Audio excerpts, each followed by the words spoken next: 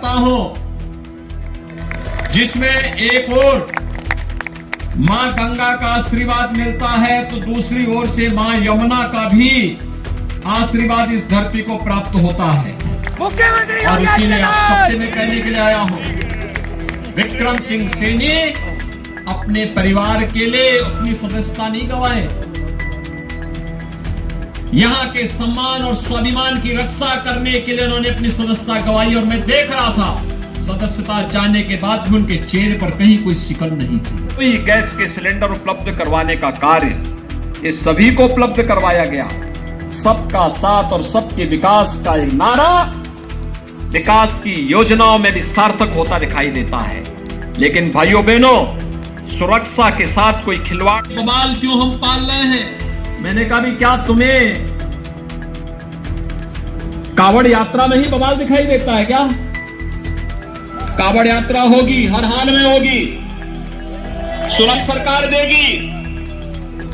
और मैं इसके लिए आदेश दे रहा हूं भाइयों बहनों, न केवल कावड़ यात्रा हम लोगों ने प्रारंभ कराई, बल्कि गंगा नहर को भी हम लोगों ने कावड़ रूट के रूप में आगे बढ़ाने की कार्रवाई को आगे बढ़ाया है।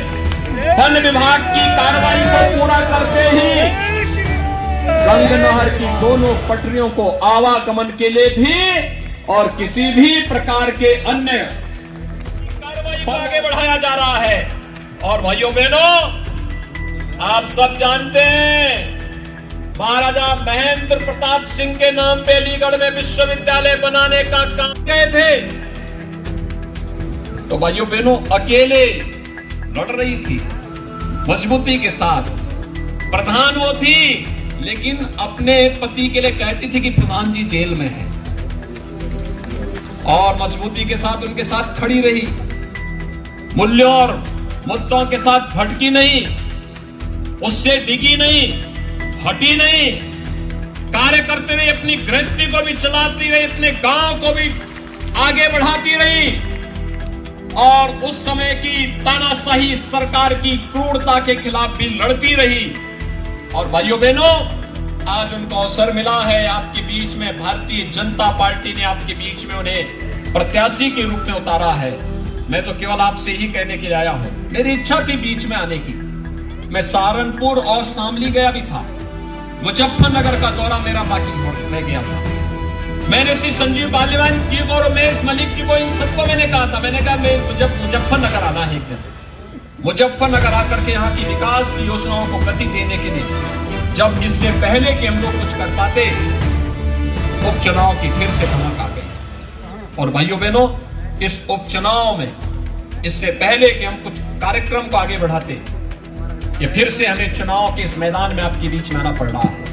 श्रीमती राजकुमारी सैनी के प्रतिनिधि के रूप में श्रीमती राजकुमारी सैनी बहनें स्वयं राजकुमारी सैनी बन करके घर घर जाकर के हर मतदाता को कहने के लिए कि सचिन और गौरव जैसे शहीदों की स्मृतियों को बनाए रखने के लिए और आने वाले समय में किसी नौजवान को अपना बलिदान न देना पड़े, इस दृष्टि से हम सब श्रीमती राजकुमारी सैनी को विजयी बनाने के लिए मतदान अवश्य करें, मतदान अवश्य करें। और भारतीय जनता पार्टी के चुनाव चिन्ह कमल के फूल पर भारी बहुमत से विजयी बना करके यहाँ के उन शहीदों के गौरव की रक्षा भी करनी है, और साथ साथ राजनीति का अपराधीकरण न होने पाए, अपराधियों का राजनीति में प्रवेश पूरी तरह प्रतिबंधित होना ही चाहिए।